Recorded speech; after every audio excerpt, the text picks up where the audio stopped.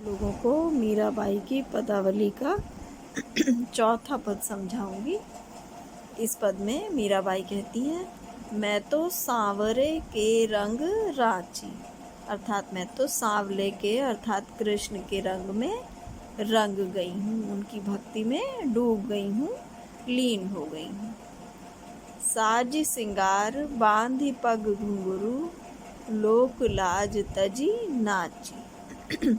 आगे वो कहती हैं कि मैं साज श्रृंगार करके अर्थात सज संवर कर, बांधी पग घुंघरू, बांध करके, पग माने पैरों में, घुंघरू तो पैरों में घुंघरू बांध करके, लोक लाज मतलब संसार की लज्जा को, संसार की मर्यादा को, तजी माने छोड़कर, नाचने लगी हूँ, अर्थात कृष्ण के प्रेम में मगन होकर मैं नाचने लगी हूँ।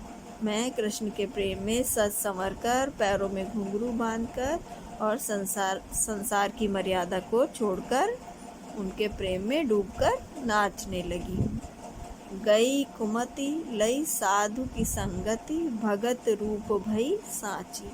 अब आगे मीराबाई कहती है कि मेरी कुमति माने दुर्बुद्धि, बुरी बुद्धि जो है वो दूर हो गई, अर्थात मेरे अंदर जो जितने भी बुरे विचार थे वो नष्ट हो गए हैं।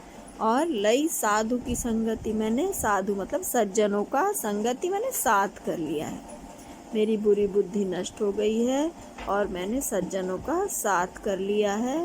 भगत रूप भई सांची, और मैं सच्चे अर्थों में जो है कृष्ण की भक्त बन गई हूँ, अर्थात कृष्ण की सच्ची भक्त बन गई हूँ। गाय गाय हरि के गुण निस दिन, काल ब्याल सू बाची। गाय गाय मतलब गा गा करके, क्या गा करके, हरि के गुण, श्री कृष्ण के गुणों को, उनकी श्री कृष्ण के गुणों को गा गा करके, निस दिन मतलब रात दिन, रात दिन श्री कृष्ण के गुणों को गा गा करके मैं काल ब्याल, काल रूपी मतलब समय रूपी, ब्याल माने सर्प से बच गई हूँ, अर्थात मुझे इस बात की कोई चिंता नहीं है कि कब मेरी मृत्यु हो जाएगी, तो मैं समय रूपी सर्प से मैं बच गई हूँ, अर्थात मुझे जन्म मरण के विचार से मुक्ति मिल गई है, उसकी मुझे कोई चिंता नहीं है। गुण बिन सब जग खारो लागत, और बात सब कांची। गुण बिन मतलब उनके बिना, अर्थात श्री कृष्ण के बिना, सब जग माने सारा संसार मुझे खारा लगता है, बेकार लगता है, और बात सब कांची, और बाकी सब जितनी भी बातें हैं संसार की सभी मुझे झूठी लगती हैं, व्यर्थ लगती हैं। मीरा श्री गिरधरन लाल सू, भगति रसीली जाची।